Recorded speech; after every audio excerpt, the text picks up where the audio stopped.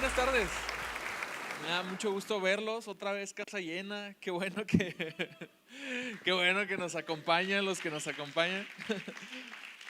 Y estamos muy contentos. Qué rápido se nos fue el año. ¿Y qué año hemos tenido? ¿Qué año hemos tenido? Ya me va a empezar la nostalgia. Hasta no se acaba el año y ya me va a empezar la nostalgia. Ya nos echamos octubre, prácticamente ya nos echamos octubre.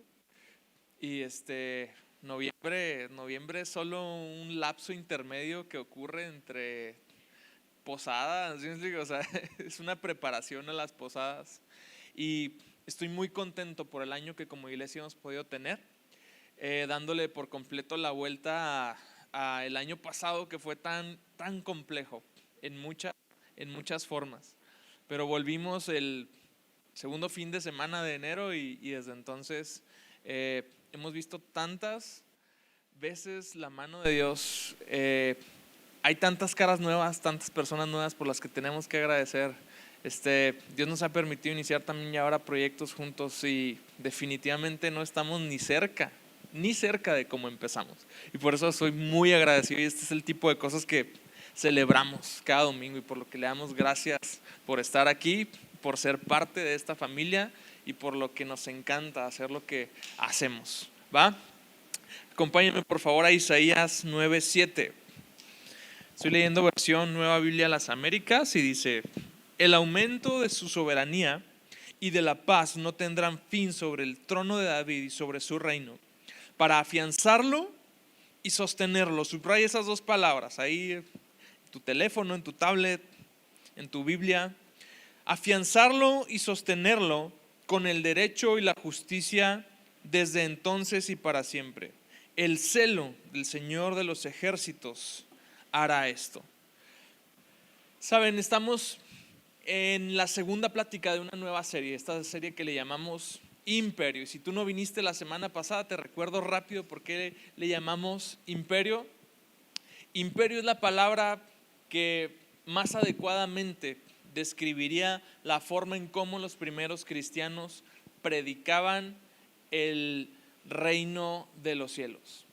Es una palabra que se acoplaría un poco más y precisamente es una de las razones por las que eran perseguidos, porque en medio del imperio gobernante, del imperio romano, había ahí unos cuantos locos, bastantes después, que le producían bastantes nervios al imperio, que anunciaban que un nuevo imperio había llegado y ese imperio tenía su propio señor.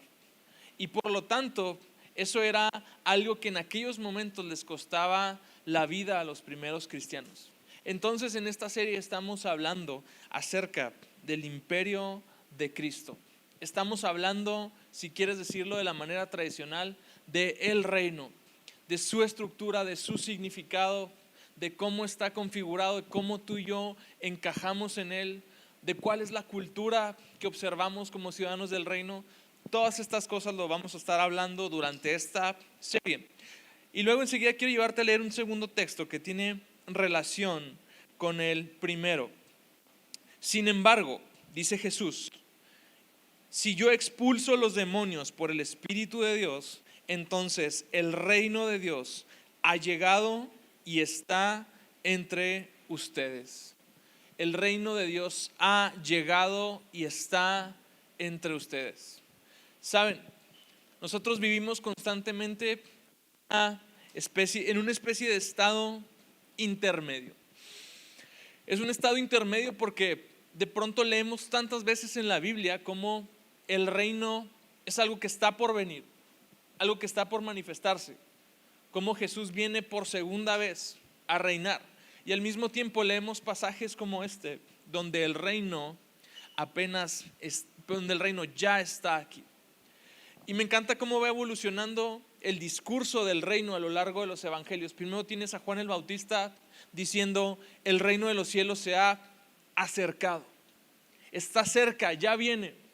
Y de pronto encuentras a Jesús diciendo: ya está entre nosotros, está en medio de nosotros. Y esta etapa es lo que llamamos la etapa del reino inaugurado, porque el reino, si bien es un estado definitivo en el cual por fin estaremos juntos con Cristo, donde no habrá más llanto ni dolor, donde finalmente estaremos en cuerpos glorificados, donde finalmente será el plan de Dios perfecto, cumplido. Lo que Él había diseñado para Adán y Eva, no vamos a volver a eso. Vamos a volver a lo que hubiera pasado si Adán y Eva hubieran hecho las cosas bien. Y eso es el reino que está por venir. Sin embargo, estamos ahora en medio de un reino que ya está inaugurado. Es algo que ya inició, y por eso el profeta Isaías, en esta profecía acerca de Jesús, aquí ya ha pasado tiempo desde David, ya ha pasado tiempo desde que el rey David ha muerto inclusive. Sin embargo, hay una profecía que dice que el aumento de la soberanía y de la paz no tendrán fin sobre el trono de David y sobre su reino, para afianzarlo y sostenerlo.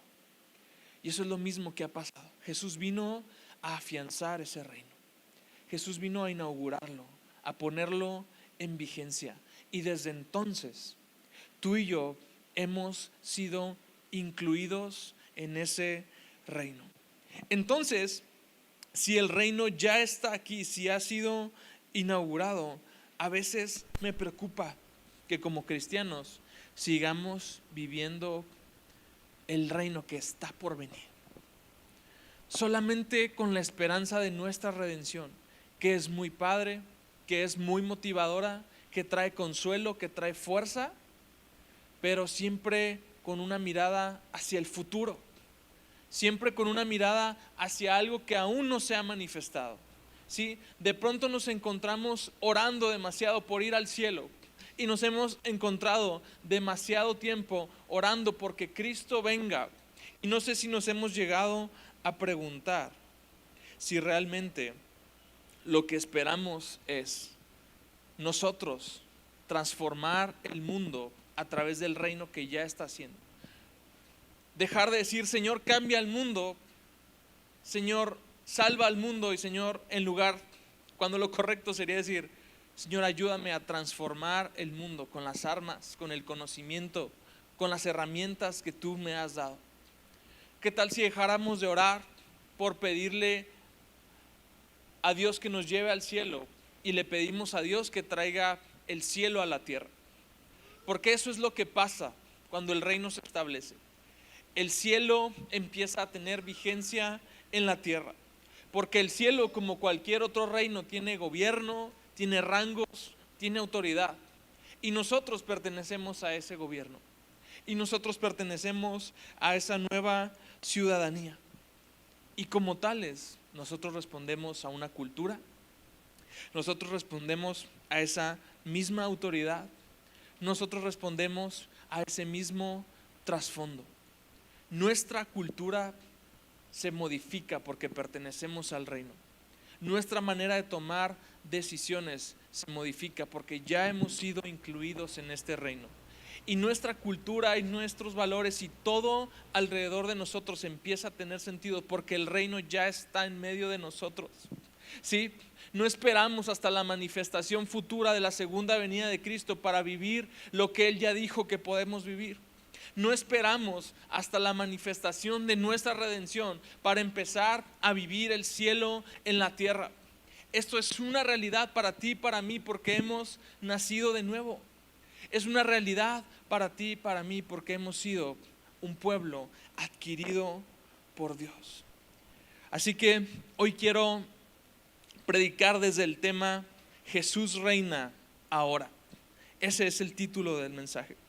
Señor, te damos gracias por este tiempo. Te damos gracias por tu palabra. Te pido que nos llenes de ella, que nos ayudes a comprenderla, que nos ayudes a ponerla por obra, Dios, y a que esta palabra pueda tener un peso muy específico en nuestra vida, en el nombre de Jesús. Amén.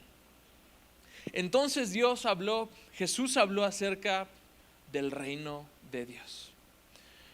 Y hay, dentro de muchas parábolas que hay en la Biblia acerca del reino de Dios, me encuentro con una muy particular, muy pequeña y muy práctica. Está en Mateo 13:33. Dice Jesús también utilizó la siguiente ilustración: el reino del cielo es como la levadura que utilizó una mujer para hacer pan. Aunque puso solo una pequeña porción de levadura en 3 medidas de harina, la levadura impregnó toda la masa. Toda la masa. ¿Qué es la levadura? La levadura son microorganismos capaces de alterar una masa, ¿no? Se utiliza mucho para hornear. Entonces estos microorganismos, con un poquito de ellos que se vierta en el resto de la mezcla, es suficiente para que nuestro pastel pase de estar plano, así esponjosito, rico, sabroso, como el que nos vamos a echar ahorita. Por cierto, que ya terminamos el ayuno, más tarde lo vamos a entregar. Pero sí, así, esa es la diferencia, la levadura.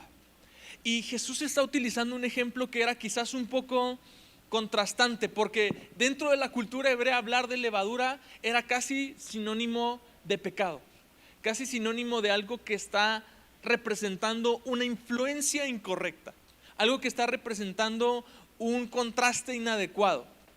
Sin embargo, Jesús utiliza eso mismo para hablar de la influencia del reino de Dios en toda la tierra.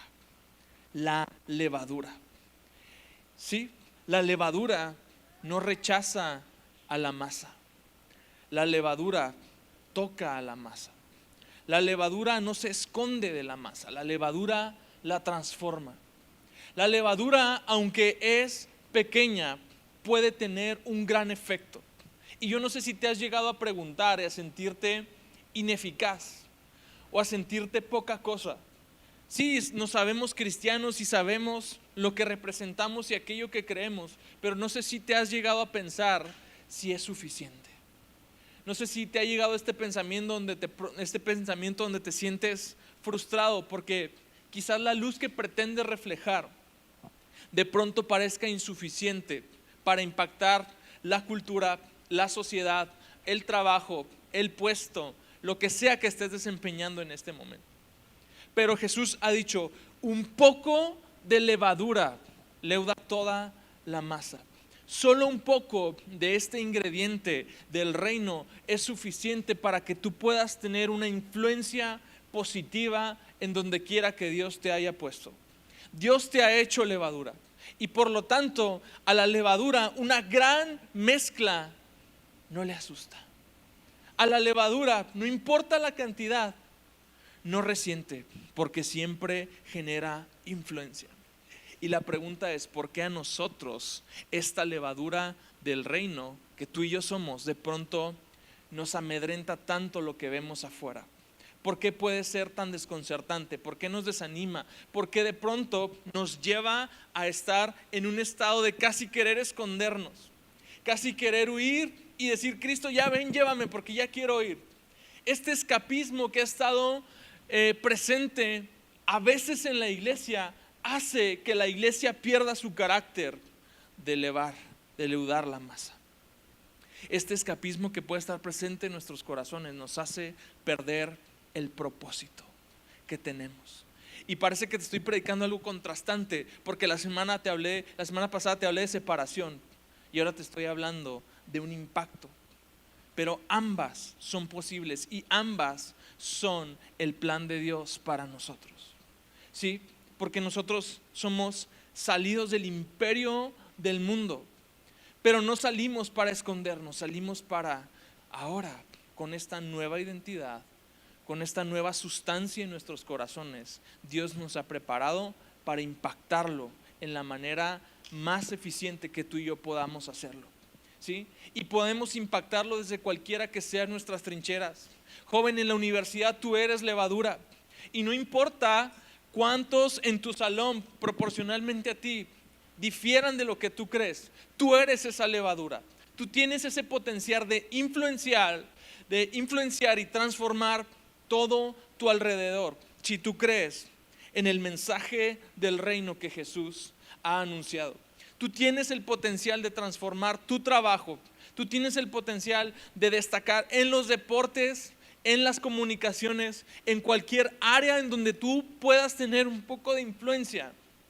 Si tan solo nos diéramos cuenta esta sustancia que tú y yo tenemos, seríamos capaces de hacer cambios más grandes. Seríamos capaces de influenciar mucho más allá de lo que nos imaginamos y por fin dejar de querer escapar y decirle: Señor, sea que vengas mañana o sea que vengas en los años en que tú hayas dispuesto a venir, hoy yo quiero vivir el cielo en la tierra. Hoy yo quiero hacer tu voluntad. Hoy yo quiero que esta oración modelo sea una realidad para mi vida. Venga tu reino y hágase tu voluntad. Venga tu reino. Jesús escogió con mucho cuidado estas palabras. Justo después de honrar el nombre de Dios, el mecanismo apropiado para que tú y yo podamos seguir santificando el nombre de nuestro Dios y Padre eterno es precisamente buscar el establecimiento del reino de Dios en la tierra. Con una fórmula muy sencilla: hágase tu voluntad. Hágase tu voluntad. Entonces, ¿cuáles son las características de este reino? Este reino tiene una cabeza. Este reino tiene un rey. El problema es que nosotros queremos vivir los principios del reino de Dios, la realidad del reino de Dios, las bendiciones del reino de Dios con una mentalidad democrática. Y no funciona así. Jesús es un rey. Jesús reina ahora. Por eso se llama así el mensaje. Y mientras tú y yo queremos buscar cómo democratizar el reino de Dios, la levadura no está teniendo la influencia sobre la masa. La levadura está perdiendo su poder. ¿Por qué? ¿Cuál es la diferencia entre el reino de Dios y una democracia? Es muy sencillo. En una democracia, el gobernante es un reflejo de la voluntad del pueblo. Debería, puede pasar. Ideológicamente lo es, así dicen en algunos libros. Pero en una monarquía, en un imperio, el pueblo es el reflejo de su gobernante.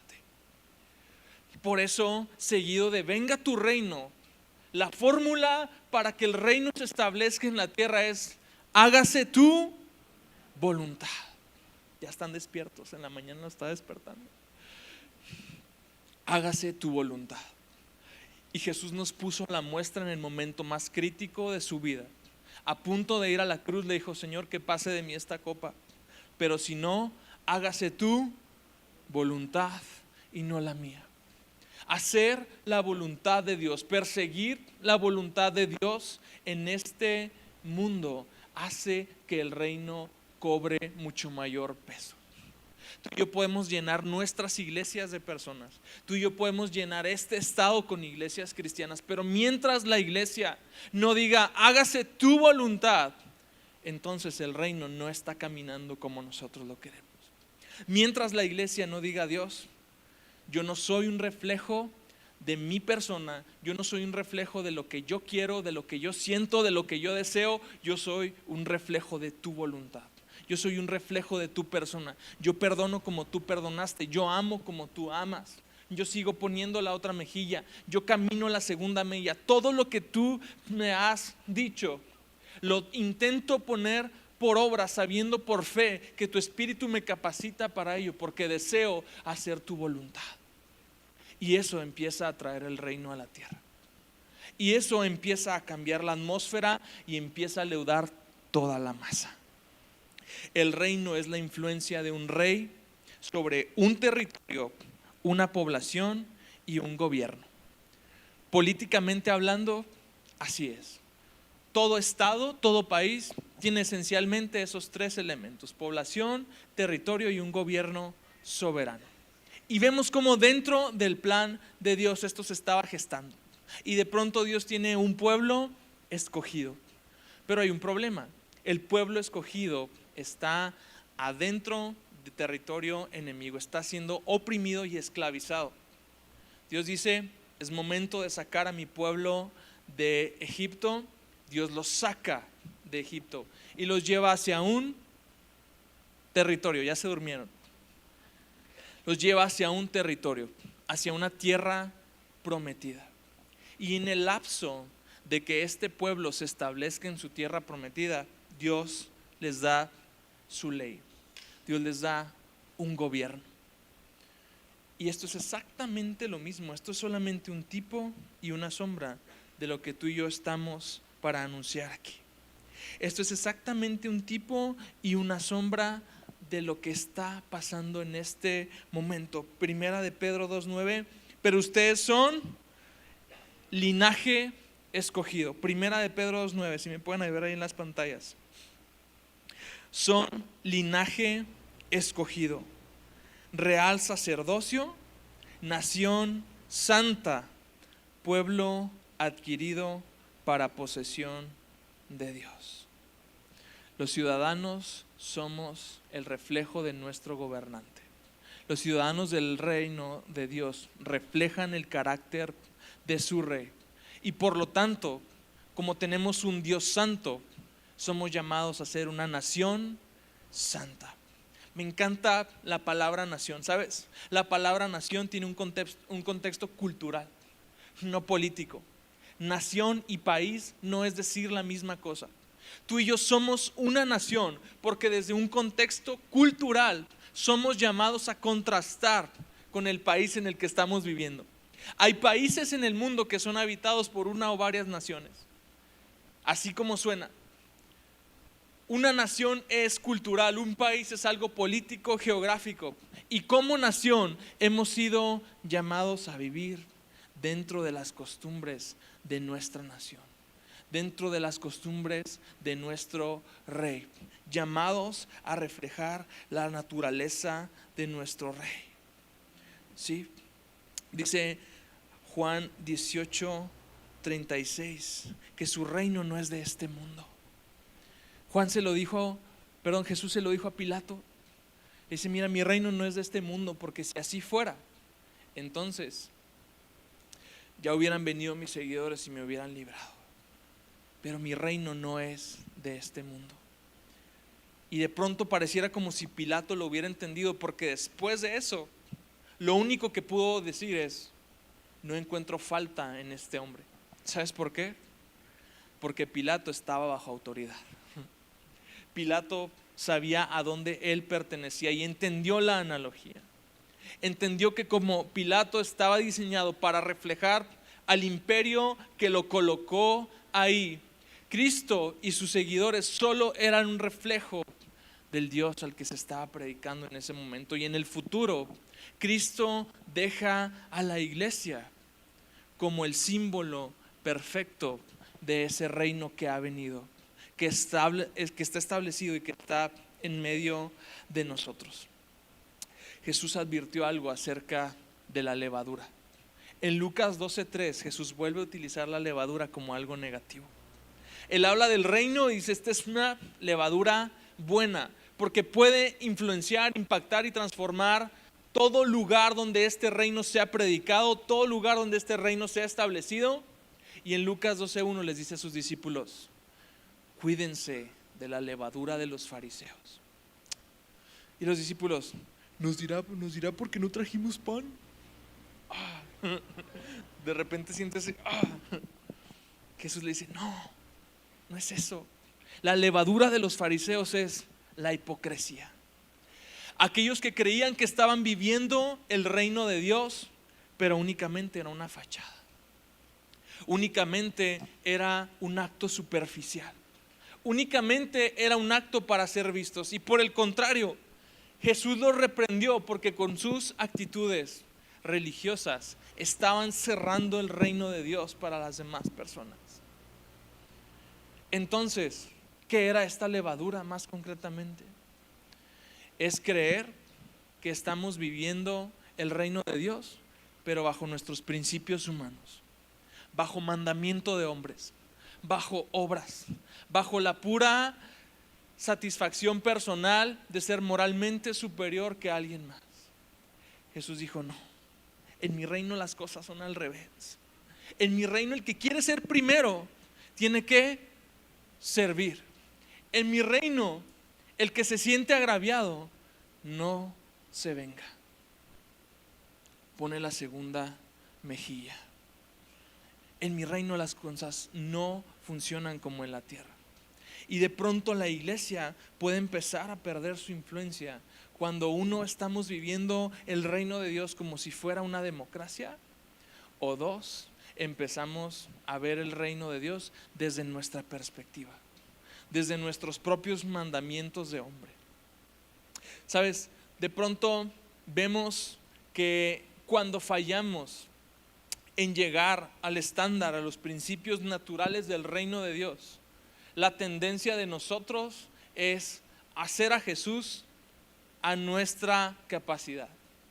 Y bueno, Jesús, ya no eres el rey, ya no eres el que gobierna este reino, eres más bien un compa, eres un camarada que aquí que me da chance, que me deja hacer lo que quiero, que ahora lo que yo busco es influenciar a Jesús, lo que yo busco es tratar de renegociar los principios que están en su palabra, tratar de meterle de mi cosecha, de mis costumbres, de mis deseos, y eso está echando a perder la levadura,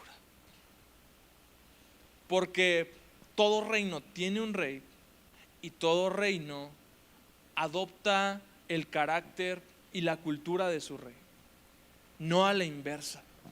Entonces nosotros podemos vivir los principios del reino únicamente cuando nuestra mirada está puesta en Él como nuestro rey. Dice Colosenses 1:3: si pues habéis resucitado con Cristo, buscad las cosas de arriba, donde está Cristo sentado a la diestra de Dios. Poned la mirada en las cosas de arriba, no en las de la tierra, porque habéis muerto y vuestra vida está escondida con Cristo en Dios. ¿Sabes? Ya hemos pasado de muerte a vida. Y ya hemos pasado en este punto donde ahora hemos renacido en Él, donde el reino ya vive en nosotros. Como tales, no es necesario que sigamos poniendo la mirada en el mundo. Caminamos con los pies en la tierra, pero viendo siempre arriba, tratando de honrar al que nos llamó, tratando de honrar al Dios que nos escogió, tratando, como dice primera de Pedro 2:9, de anunciar las virtudes de aquel que nos llamó de tinieblas a luz. Y luego en el versículo 10 dice: ustedes en otro tiempo no eran pueblo, pero ahora son el pueblo de Dios.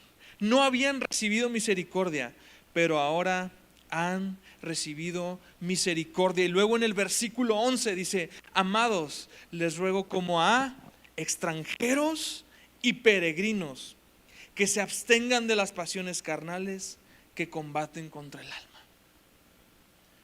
Entonces Pedro entendió perfectamente su ciudadanía. Él decía: miren, Dios ya nos apartó, Dios ya nos escogió, Dios ya ha anunciado su reino, ese está viniendo en medio de nosotros. Ahora nuestra cultura, ahora nuestra manera de vivir tiene que ser aquella que sea tan digna para anunciar esas virtudes. Tiene que ser una manera de vivir tan apasionada que anuncie el Dios que nos amó tan profundamente y que nos rescató. La cultura del reino se da de esta manera: nosotros obedeciendo y Él actuando. Cuidémonos de la levadura de los fariseos. Cuidémonos de esta otra clase de influencia, donde normalmente son nuestros deseos, nuestras pasiones, los que pretenden dar contraste con la cultura del reino. Cuidémonos de esta otra manera de ser, donde nuestra manera de ser únicamente es superficial, es fingida, es con el deseo de agradar al hombre y de no agradar a Dios, porque esa era la levadura de los fariseos. Y eso era lo que Jesús le decía a sus discípulos: tiene que haber una distinción, tiene que haber una distinción. La iglesia desde entonces ha sido una alternativa a los poderes políticos del mundo. Y para que esa alternativa siga siendo alternativa, en primer lugar, una alternativa tiene que estar lo suficientemente alejada para no parecerse a aquello de lo cual representa la diferencia. Y número dos, tiene que encontrar el punto para estar también cerca, lo suficientemente cerca para no ser ajenos a las necesidades del mundo, para entender y comprender por qué la iglesia es una alternativa. Porque el imperio de Cristo no es un gobierno más, no son ideologías más, no son ideas que se nos han implantado mecánicamente, sino son precisamente aquellas cosas que Dios ya había puesto en nuestro corazón. Son aquellas cosas que Dios había puesto en nosotros para destacar, para brillar, para hacernos a un lado del mundo. Como alternativa estamos llamados a estar cerca del mundo solo para entender y escuchar cómo podemos impactarlo, cómo podemos seguir viendo estos principios. Segunda de Corintios 5:20 dice: así que somos embajadores de Cristo. Dios hace su llamado por medio de nosotros. Hablamos en nombre de Cristo cuando les rogamos: vuelvan a Dios, vuelvan a Dios. Me encanta que todos los cargos políticos que pudo haber utilizado el apóstol Pablo en esta analogía, utiliza el de un embajador. Porque a ver, Pedro ya nos dijo que somos extranjeros. Pedro ya nos dijo que somos un pueblo escogido, que somos un real sacerdocio, que anunciamos las virtudes de aquel que nos escogió a través de hacer su voluntad. Entonces, ahora Pablo dice: son embajadores. Un embajador representa a una nación. Un embajador no se representa a sí mismo. Un embajador no habla por sí mismo. ¿Sí? Si han tenido alguna oportunidad de ver alguna reunión del Consejo de la ONU, las personas que representan a cada nación no hablan por sí mismos. No hablan como si fueran ellos mismos los que hablan. La posición de un embajador ante cualquier problemática internacional es: la postura de mi estado, la postura de mi país es esta. Nosotros como nación pensamos que esta debe ser la mejor alternativa. Nosotros, siempre un embajador representa algo más que sí mismo. Un embajador representa a la nación que lo puso. Un embajador no es escogido democráticamente. Al embajador no lo votamos. Al embajador nadie lo elige, a excepción de aquel que está gobernando. Y Pablo escoge darnos este apodo a ti y a mí. Escoge esta analogía para nosotros. Somos embajadores. Somos embajadores. Y por lo tanto, no hablamos con voz propia. Por lo tanto, hablamos lo que Dios nos dice que hablemos. Por lo tanto, hablamos en representación del Cristo al que servimos. Por lo tanto, hablamos de aquello que nos ha estado llenando Él. ¿Sabes? Dice A.W. Tozer, uno de mis autores favoritos: de pronto la iglesia vive en una peculiar contradicción, porque cree lo que es correcto, pero no lo vive de forma correcta. Y Dios nos ha llamado a que nosotros impactemos nuestra cultura a través de vivir de la forma contraria a la forma que la cultura se ha establecido. Dios nos ha llamado a impactar nuestra cultura a través de vivir siempre con Cristo en la mente, a vivir sabiendo quién nos llamó, para qué nos llamó y cuál es el carácter de aquel que nos llamó de tinieblas a su luz admirable. ¿Sabes? La predicación del reino siempre ha sido algo que normalmente se queda en segundo término.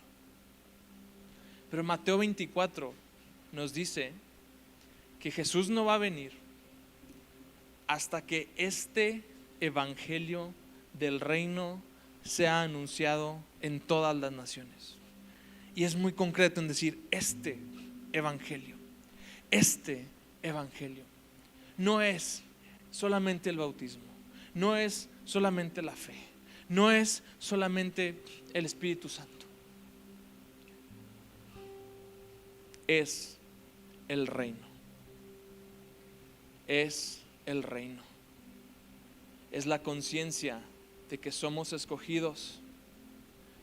Es la conciencia de que somos puestos para ser levadura. Es el propósito de impactar al mundo con lo que Dios nos ha enseñado. Eso es lo que hace la diferencia. ¿Por qué no te pones de pie?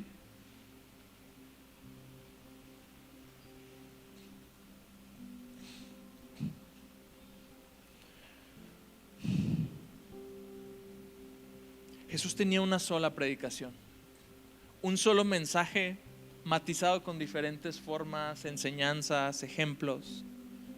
Un solo mensaje: el reino. Era tan importante que la iglesia, que sus discípulos primero y luego la iglesia entendieran y entiendan este mensaje, que Jesús prácticamente lo hizo el centro de toda su predicación. Es este propósito de impactar, es esta necesidad de ser influencia. Y Dios te ha llamado a ser de influencia y te ha capacitado para ser de influencia. Y de pronto a veces no vemos eso porque estamos más preocupados en tener apariencia. Si tienes el deseo de todo corazón de servir en el reino, solo vive los principios del reino. Eso es lo que hace toda la diferencia. Señor, te damos gracias por este tiempo, Padre Santo. Yo te pido que a cada uno de nosotros nos des esta conciencia del reino, que a cada uno de nosotros nos ayudes a vivir reflejando aquello a lo que tú nos llamaste a reflejar. Yo te pido, Padre Santo, que tú nos lleves a ser la imagen de nuestro Rey en medio de esta tierra, que tú nos lleves a ser de influencia.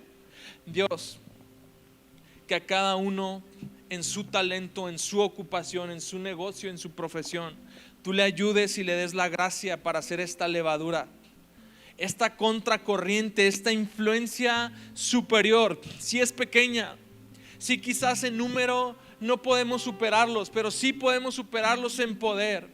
Sí podemos ser ejemplo en poder, en palabra, en amor. Sí podemos superarlo. Danos, Dios, influencia en todo lo que hacemos para seguir viviendo estos principios del reino. En el nombre de Jesús. Amén.